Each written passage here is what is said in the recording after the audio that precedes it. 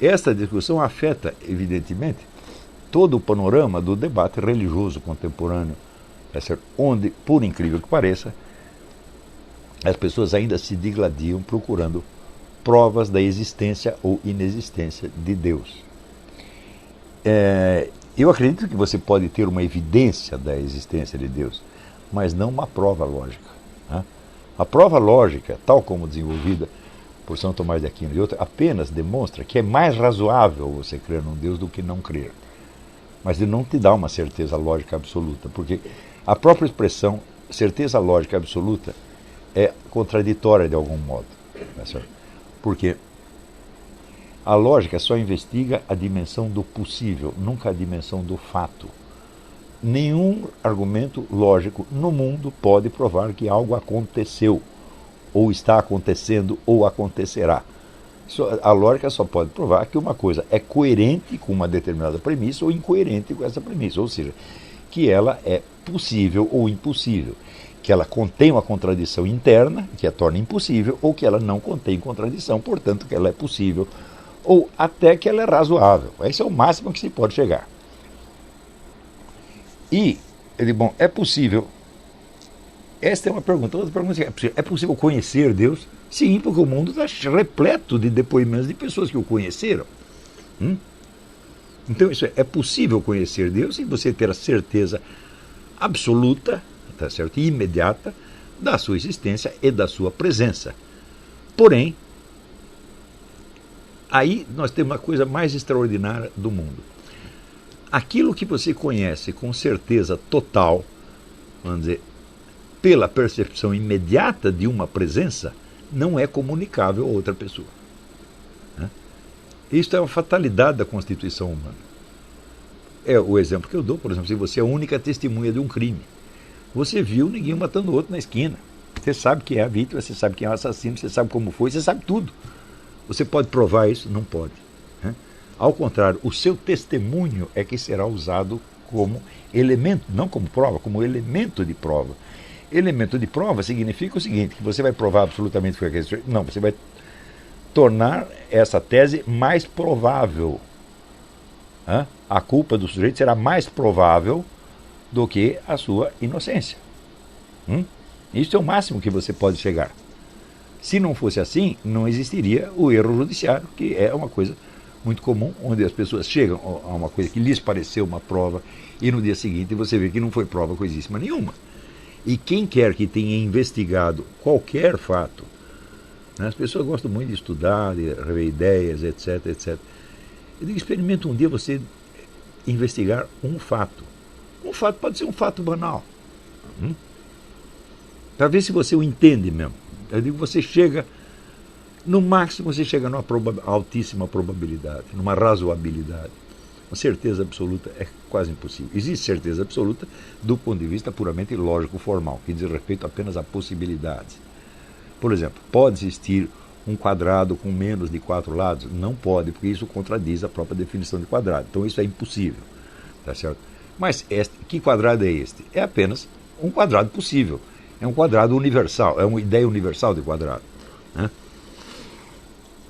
Muito bem, quando as pessoas colocam o problema da existência e inexistência de Deus, digo, você colocar esse problema no plano dos argumentos é você fazer buraco na água. Por quê? Porque Deus não é um universal abstrato, Deus é uma pessoa. E você não pode chegar a uma prova universal abstrata da existência de uma pessoa. Uma pessoa só se conhece por experiência. Você mesmo, por exemplo, você pode provar só por argumentos a existência da sua mãe, da sua avó, da sua tia, da sua namorada, ou da sua mesma. Você não pode. Só tem um jeito, você tem que se mostrar e dizer, olha, eu existo, eu estou aqui. Tá certo? Se bem que a minha conta no Google foi suspensa porque dizem que eu estava me fazendo passar pelo Olavo de Carvalho.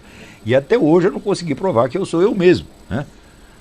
Então, você vê, se Deus é uma pessoa, quer dizer, é uma individualidade de alcance universal, mas ainda assim uma individualidade de uma pessoa que usa a palavra eu, usa o pronome eu. Na verdade, ele é o único que usa esse termo eu com pleno direito. Porque em Deus tudo é personalizado, não há nada nele que não seja ele. Agora, em nós, cada um de nós, existe uma série de elementos que não são nós. A nossa hereditariedade, que a gente desconhece, não sabe que elementos estão lá, tem cobras e lagartos lá dentro, você não sabe. As influências de fora que foram se impregnando e que você não lembra mais de onde vieram, tudo isso não é você. Tanto que eu, na verdade, eu não acredito na existência do inconsciente pessoal. Eu digo, se é um inconsciente, não é pessoal. Esses são elementos estranhos que estão impregnados e que me afetam de alguma maneira, mas que eu não posso dizer que sou eu. Então, agora, isso quer dizer que nós somos eus, assim, por delegação, por empréstimo. Nós somos eu em potência. Ou seja, ao longo do tempo nós vamos nos personalizando, nós vamos pegando os elementos estranhos que estão em nós e nós vamos trabalhando e personalizando. Uns nós cortamos, outros nós transformamos, tá certo? Outros nós simplesmente desprezamos porque não tem importância. E no fim você vai personalizando o seu eu. E aí quando você está lá pelos 70, 80 anos, daí você começa a saber mais ou menos quem é o tal do eu. Se chegar a isso. Mas, quando Deus diz, eu sou aquele que eu sou, Ele está querendo dizer o seguinte, que nele tudo é eu. Não há um elemento estranho, tá certo? Não há um elemento externo, tá certo? E o próprio apóstolo São Paulo, ele diz, nele vivemos, nos movemos e somos. Ou seja, não há nada que não esteja em Deus, de algum modo. Isso não quer dizer o panteísmo, de que Deus é o universo. Não, Deus é esse universo, mas quantos universos ele queira criar? Tá certo? Ele mesmo já disse que vai criar outro, não disse? Então, quer dizer, Deus não pode ser esse universo, ele transcende o universo. Então, mas ao mesmo tempo, tudo o que é, vamos dizer, neste mundo que nós dizemos que não é Deus, nós queremos dizer que não é Deus inteiro. Mas aquilo está em Deus, não há outro lugar onde possa estar. Por isso que diz o apóstolo que nele nós vivemos. Nós vivemos, o planeta Terra existe e os galáxias inteiras existem em Deus, como possibilidades internas do próprio Deus. Internas que não se confundem com ele, mas que também não estão fora dele. Nada pode existir fora de Deus. Então, isso quer dizer que Deus é o único que usa a palavra eu com total propriedade. Nele tudo é personalizado. Alguém usa uma imagem muito bonita, ele diz, em Deus o corpo inteiro é um rosto. Ora, nós reconhecemos as pessoas pelo rosto. Se você vê o sujeito pela ponta do dedo, você não vai saber que é ele. Se vê pelas costas, mais ou menos. Isso quer dizer que no nosso corpo, somente algumas partes estão personalizadas, especialmente o rosto, especialmente os olhos.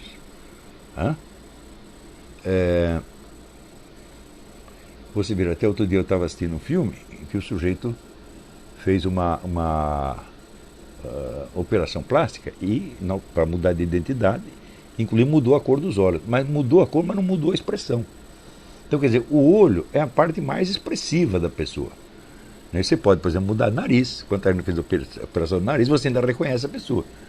Mas o olho tem uma expressão pessoal, e isso aí você sempre reconhece. Mas e o resto? E a testa? E a orelha? E o braço? Mão é mais personalizada, mas pé já não é. Pé você mete dentro do sapato.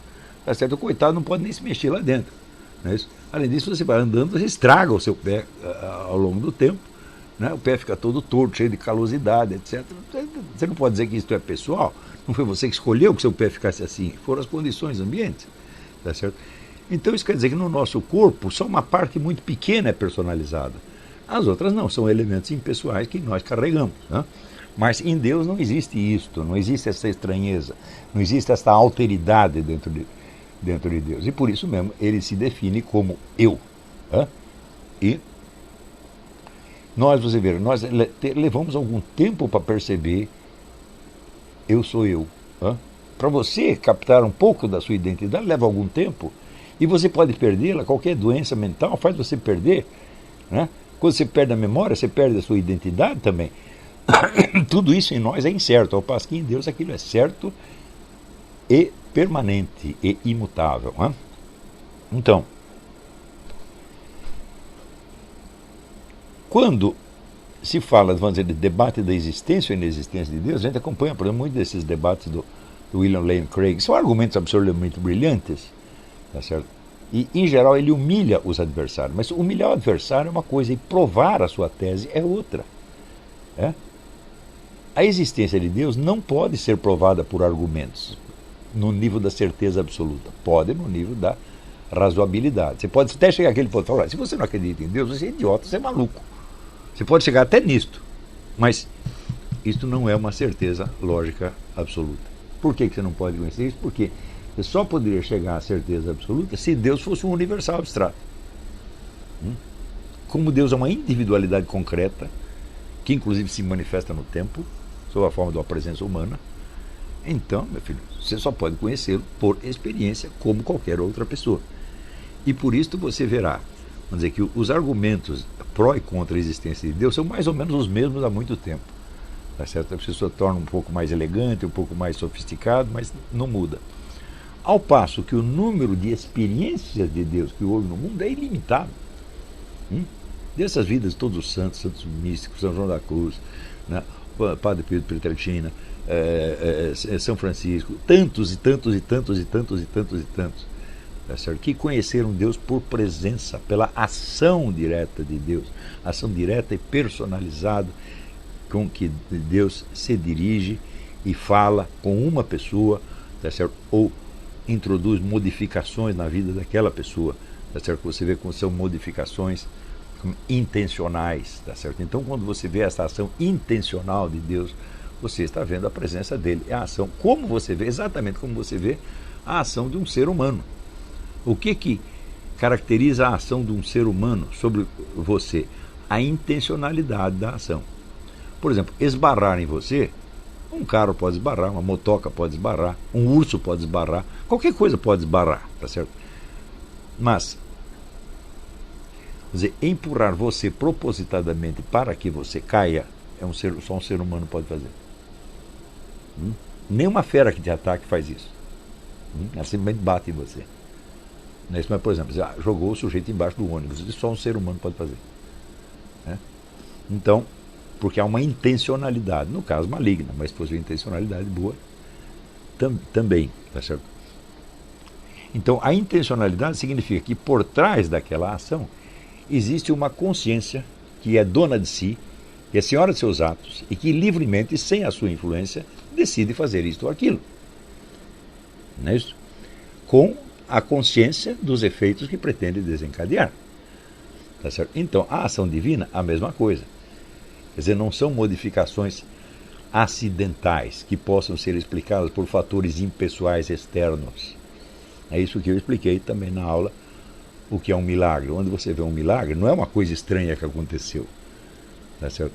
É uma sequência de ações e de acontecimentos que marcam claramente uma intencionalidade. Tá certo? E por isso fazem sentido. E por isso se estabelece ali um diálogo, um encontro. Tá certo? Então, este tipo de conhecimento de Deus é abundante.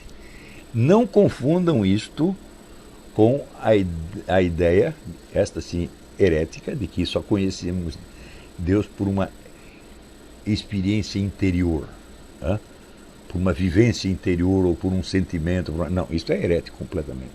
A ação divina é uma ação objetiva, externa. É uma ação sobre o mundo físico. Então, quando eu digo só o conhecimento experimental de Deus vale, não é experiência no sentido psicológico, subjetivo, de jeito nenhum. É experiência no sentido objetivo. Não é isso? Então, por exemplo, se você pega aquelas curas todas que Deus operou a pedido do Padre Pio de Pietrelcina, não eram modificações subjetivas.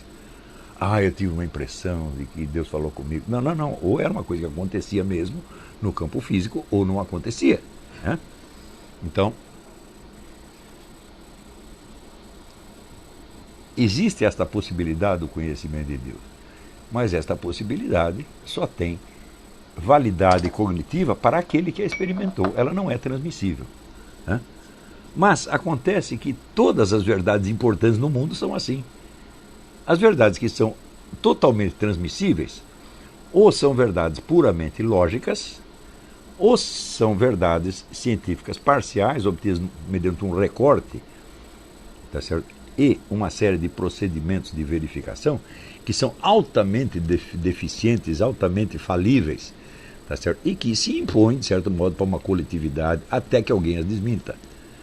Por exemplo, hoje sabe-se que a possibilidade de você repetir, né, replicate, como se diz em inglês, uma experiência científica é quase nula.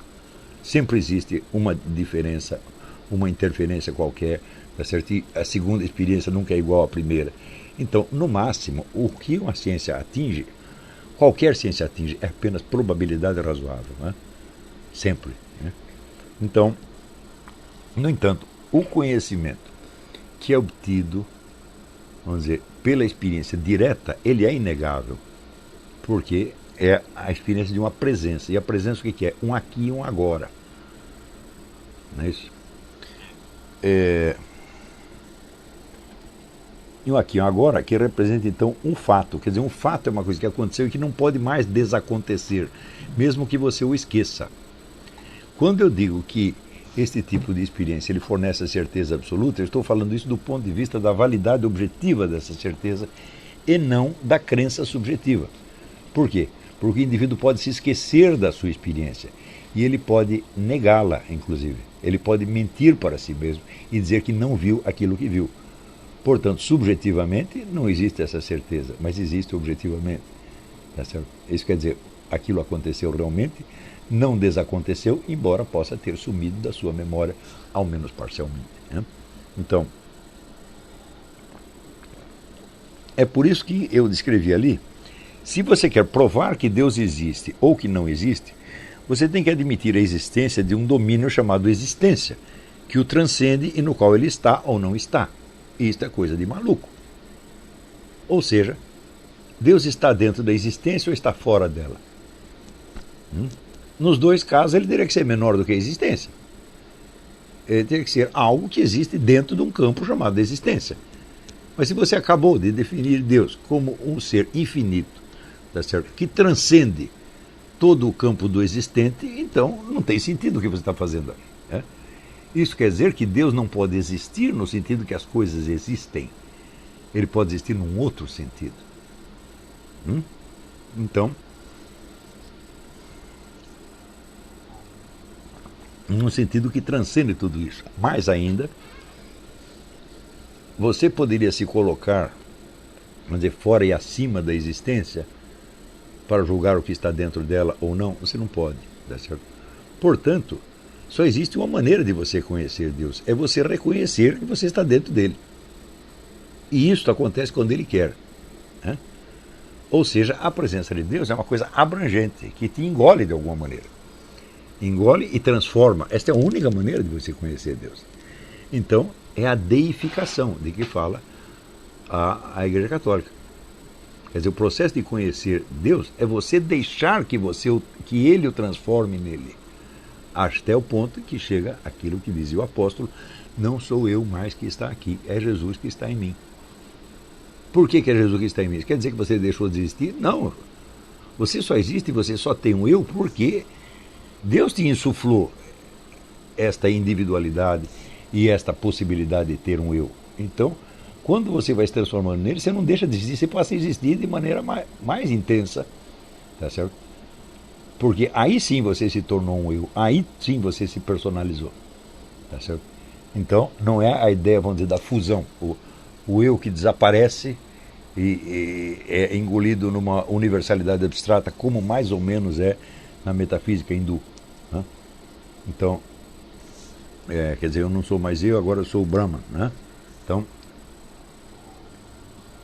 isso é entendido como uma supressão da existência individual. Né? Mas, na verdade, a existência individual ela é preservada, tá certo? Porque ela é a expressão da vontade de Deus. Ela personalizou você. E não vê por que personalizar se depois é só para dissolver e transformar nele de novo. Tá certo? Então, não é uma fusão, é uma absorção, no sentido, uma superação, no sentido alemão do Aufhebung, uma coisa que é abrangida e superada ao mesmo tempo, e que na medida que se supera, se intensifica. Então, este é o verdadeiro caminho para conhecer Deus. Agora, as provas, os argumentos estão todos no nível da razoabilidade apenas. Né?